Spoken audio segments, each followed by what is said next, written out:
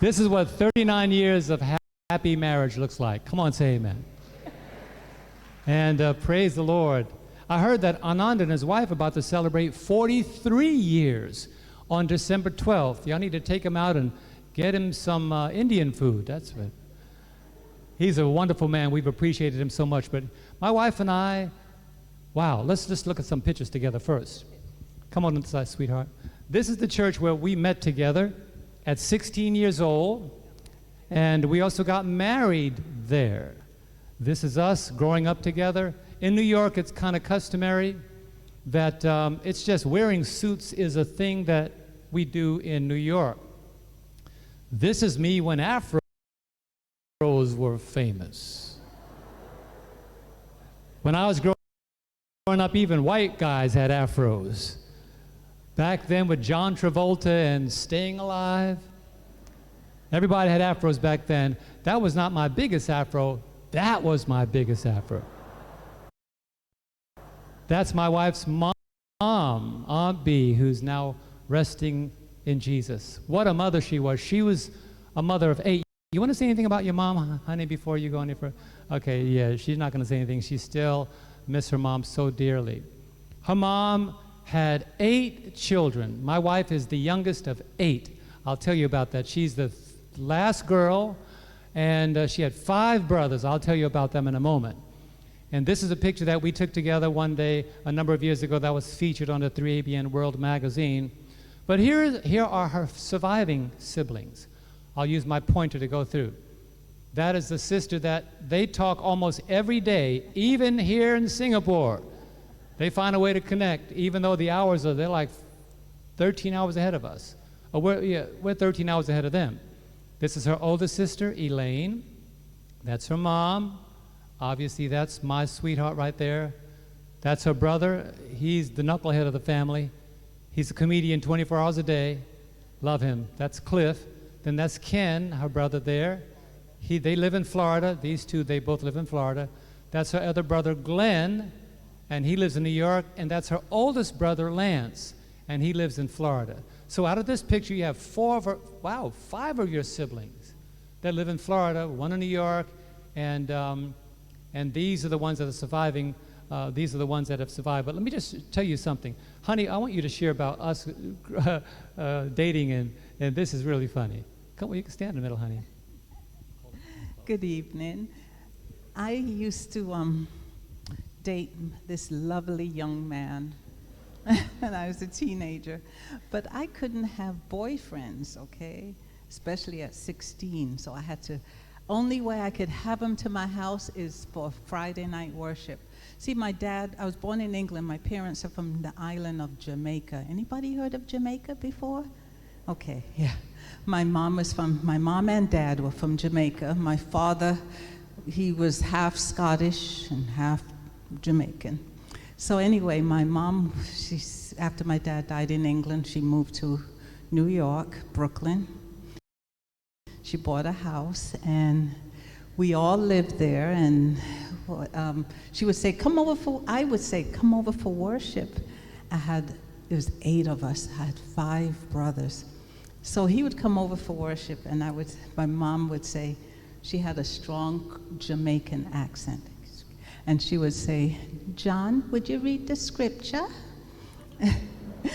And he'd have the Bible, say it was John 3:16, and he would go, God so loved the world. And beads of perspiration would just pour on the Bible. And I looked, I'm like, he can't read. But he could read. He was just nervous to read the Bible, anything to do with the scriptures. So I said, okay, since he's scared of the Bible, let me try a book called The Great Controversy. I said, I didn't call him honey. I said, John, have you ever heard of this book, The Great Controversy? He said, yeah, when Mama was alive.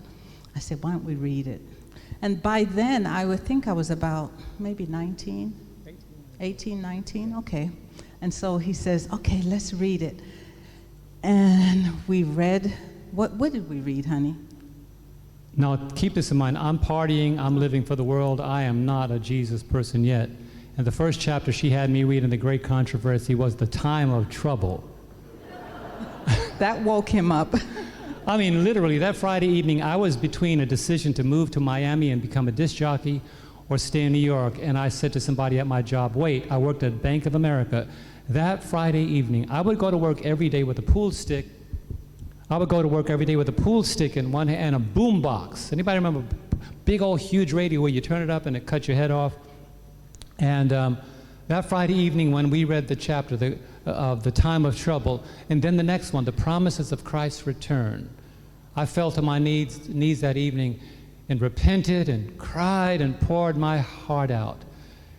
And just 2 days later, from Friday to Monday, I went to work this time for my first time with a Bible and the Great Controversy. And I was looking for people to witness to at the base of the old World Trade Centers. And I started giving Bible studies before I even really knew all of what I believed. And God started the fire in my life then. Okay? Yeah. So anyway, we were just crazy over each other, but I wanted him to be a Christian first, not just a Seventh-day Adventist. I wanted him to love the Lord first. That was important to me, because I wanted us to be equally yoked together. I didn't want him to say, I'm going to church on Sabbath, he's at home. No, I wanted us to go together. And if he wasn't going to walk that road with me, I wasn't going to bother with him. As hard as it was, I did love him, but I'm like, I can't do this. My two sisters did the same thing, and they ended up divorced and all that. So I'm like, no, I can't do this. So anyway, after we dated and okay, honey, you tell this part. This was crazy. Remember, she has 5 brothers. Not 5 brothers, she has 5 Jamaican brothers. Those are brothers on steroids. And they always tried to get rid of me. I mean, all the time. I would ride my bike over to her house, and one of her brothers, her mother worked in the evening, they would say, we're taking Mom to work. Do you need a ride? I said, no, I have my bicycle. They'd say, no, you need a ride home. We're not leaving you here with our sister. But she went away to college. They tried to get rid of me by sending her away to college. I waited till she came back. Everything they did to try to get rid of me, it did not work. So the last effort was they tried to terrify me with the M word, marriage. So one of the brothers, they got together and said, in the kitchen of her house, are you going to date my sister forever or marry her? Which one is it? I said, excuse me? You going to marry my sister or date her forever? Marry her. When? Next month. We got married in 30 days. No, we got married in 30 days. Didn't put up no website with our favorite colors. No registry. We just got married in 30 days. And the joke in the family is, her brother proposed and I accepted. It was so corny. But here we are 39 years later. Amen. Sometimes you need a push. Sometimes you need a push. I was thinking about marriage, but I was, guys sometimes are slow. Amen, ladies? Some of you ladies are married, dating guys said, when is he going to get the hint?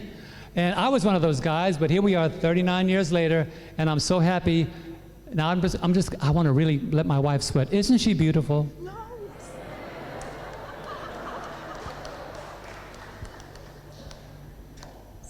It's hard to look in those eyes and not think of the day we met. We celebrated our anniversary. Let me show you some pictures here. This is the anniversary we celebrated, and you'll find out later on in my story why. This is when we celebrated our 25th wedding anniversary in the Virgin Islands. That's she and her mom right in the middle, and all of her brothers and sisters together, standing side by side. They reminded me at this 25th wedding anniversary that they said, you're just like one of us. You're just like our brother. Anybody mess with you, they mess with us. And here's all of my family together. You'll find out why we did it in the Virgin Islands before the night is over. All of her brothers there, then my brother standing to my right, my biological brother. And then my sister there with the short hair right next to my wife's sister. And then those are cousins as well as sister. And my wife's sister's practically Caucasian. She has bright blue eyes. Some days they're gray because they're Scottish and Jamaican. Her roots are white and Jamaican. And this is us when we first got married in 1983. I will not tell you what age we were, because some of you guys know how to add. And that's when we celebrated our 25th wedding anniversary in 2008. Wow, just think about that, honey. We celebrated in the Virgin Islands, and you'll find it in a moment just why. And this is us at our home there in Illinois, enjoying the quietude. If you ever want to come visit Illinois, let us know. We'd love to have you come and enjoy what it means to be quiet. No sirens, no cars, just beautiful birds. But what I'm going to do right now, and Kenneth, this song is kind of warm. It's a hot song. Don't make it low because I really have to sing this song. I'm going to sing to my wife. I wrote this. This song is called Destined to Be One. And if you are married tonight, make sure you're sitting next to your spouse. See, this guy's got the hint. He's already got his arm around his spouse. Hey, man, this guy in the red, he's already ready. He's ready to go. He knows the song is coming. And I see this guy has his arm around. I hope that's your spouse. And but if your spouse is here, find her right now. Alan, where's your spouse? Where's Ivy? Ivy, come on down. Ivy, come on down, Ivy. Come on, Ivy. Come on, Ivy. Ivy's all the way in the back, and Alan's all the way down here. Yeah. Wonderful. I have to say, Ivy is a wonderful woman of God, her and her husband. And this is my only opportunity to say something. Thank you for all of you who have been so kind to us, to give us gifts and food and fruits and all. Oh, our room we look like a supermarket in our hotel. And thank you from the bottom of my heart. You have shown us such love, and we appreciate you. If we don't see you here, you know we have to meet up there, right? That's right. We have been drinking coconuts like crazy. We have been converted. We're going to go home. We're going to go home coconuts. And we were raised with coconuts. That's in the Caribbean, and my family lives in the Virgin Islands. But right now, I want to celebrate love. I wrote this song. This is going to be pictures and video through the years. If you laugh, that's okay. That's what these are all about. I have my big glasses. You're going to see all the stages of our dating together. But enjoy this song that I wrote for my wife called Destined to Be One.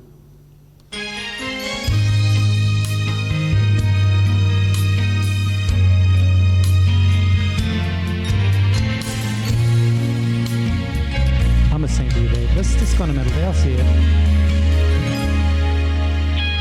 When I looked into those eyes, no surprise the way we met, a day I can't forget, and how far we both have come. The things that have grown dear, you whispered in my ear, and now they play as music to my heart. For that reason I know we will never part.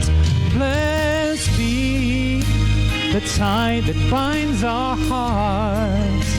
Although we were apart, the days and months have drawn us close as one. And when at last we finally touched, it all meant so much, 'cause we've always known that we were destined to be one.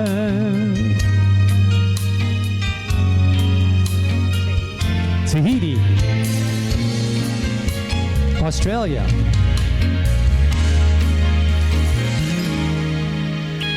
When the road I walked was wrong, your love became a song and helped to make me strong. When I was all alone, it was then I heard you say, soon our day will come. Now everything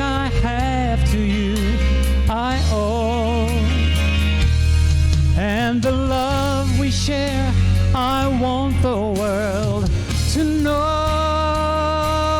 Blessed be the tie that binds our hearts. Although we were apart, the days and months have drawn us close as one.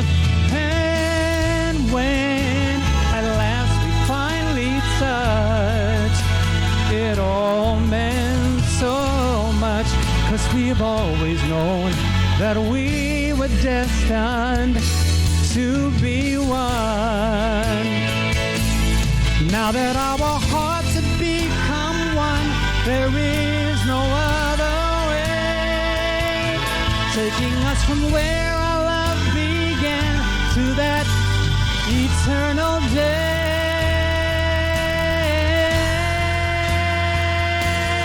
Blessed be the tie that binds our hearts. Although we were apart, the days and months have drawn us close as one. And when at last we finally touched, it all meant so much, 'cause we've always known that we were destined to be one. Oh, my Angie, we were destined to be one.